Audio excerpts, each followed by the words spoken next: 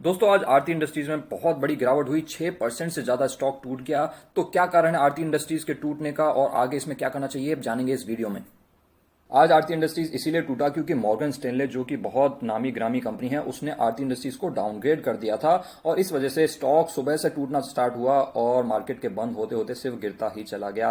तो क्या दोस्तों इसमें हमें पैनिक करना चाहिए? बिल्कुल भी पैनिक नहीं करना चाहिए। ये जो डाउनग्रेड्स या अपग्रेड्स होते रहते हैं ये हमेशा होते रहते हैं मार्केट में। इनसे सिर्फ टेम्परेरी बेसिस पे असर पड़ता है। अगर लॉन्ग रन में बिजनेस अच्छा होता है तो ये अपग्रेड डाउनग्रेड से ज्यादा असर नहीं पड़ता है और यही कंपनी आपको कुछ महीनों बाद दिखेगी कि आरती इंडस्ट्रीज को अपग्रेड करती हुई नजर आएगी। और ऐसे में आपको बहुत सारे एग्जांपल्स दिखा सकता हूं जहां पे ये लोग बहुत नीचे नीचे के टारगेट्स देते रहे हैं कंपनीज को। जैसे कि मैं आपको बताता हूं, बजाज फाइनेंस को 1600 रुपए का टारगेट दिया गया था, बंधन बैंक को 60 रुपए का टारगेट दिया था जब कोविड चल रहा था। अब आप देख सकते हैं बंधन बैंक 60 रुपए क्या 100 रुपए 120 रुपए भी कभी नहीं आया। और उसके अलावा एस्ट्रल को 1200 रुपए का टारगेट दे दिया था रिसेंटली। सो बहुत सारे ऐसे टारगेट्स आते रहते हैं। मैं ये नहीं कह रहा हूं कि ये जो टारगेट्स हैं ये सारे सारे मॉर्गन स्टैनले ने दिए हैं, हो सकता है किसी और कंपनी ने दिए होंगे, लेकिन ऐसे डाउनग्रेड अपग्रेड आते रहते हैं। आपको इनसे डरना नहीं है, इनफैक्ट इसको एज अ बाइंग अपॉर्चुनिटी लेना है।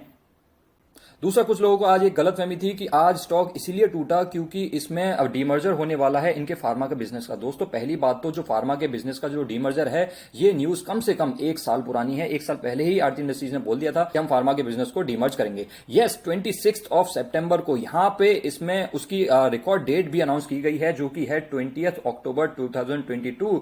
20 अक्टूबर उसकी रिकॉर्ड डेट आ गई है, लेकिन रिकॉर्ड डेट आने से स्टॉक गिर रहा है। सो मुझे ऐसा नहीं लगता है। इनफैक्ट अगर स्टॉक गिर भी रहा है डीमर्जर की वजह से तो आपको यह सोचना चाहिए कि डीमर्जर तो आरती इंडस्ट्रीज के लिए पॉजिटिव चीज है, क्योंकि डीमर्जर जब होता है तो वहां पे ऑपरेटिंग एफिशिएंसीज बढ़ती हैं और कंपनी अपने इंडिविजुअल बिजनेसेस पे फोकस कर सकती है। सो डीमर्जर तो एक पॉजिटिव चीज है आरती इंडस्ट्रीज के लिए, ना कि नेगेटिव चीज जिसकी वजह से ये स्टॉक उसकी वजह से गिरेगा। दूसरा, ये न्यूज बहुत ही पुरानी है। तीसरा, मैं ये बोलना चाहूंगा कि ये डीमर्जर जो है आरती इंडस्ट्रीज में पहली बार नहीं हो रहा है। 2019 में भी आरती इंडस्ट्रीज में डीमर्जर हुआ था जहां पे आरती सर्फेक्टेंट्स नाम की जो कंपनी है वो डीमर्ज हुई थी आरती इंडस्ट्रीज में से ही।